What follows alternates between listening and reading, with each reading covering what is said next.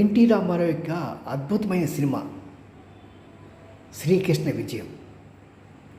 దాంట్లో యాక్టర్స్ ఎవరంటే ఎస్వి రంగారావు, వాణిశ్రీ, ఆ తర్వాత ఎల్ విజయలక్ష్మి డ్యాన్సర్గా, కాంతారావు నాదుడుగా, ఎస్వి రంగారావుతో పాటు హేమా హేమీలంతా కూడా ఆ సినిమాకి పనిచేశారు.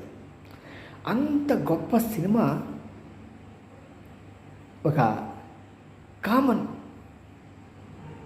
పిక్చర్ ముందు ఓటమి పొందింది. ఆ సినిమా పేరు ఏంటో తెలుసా? దసరా బుల్లోడు.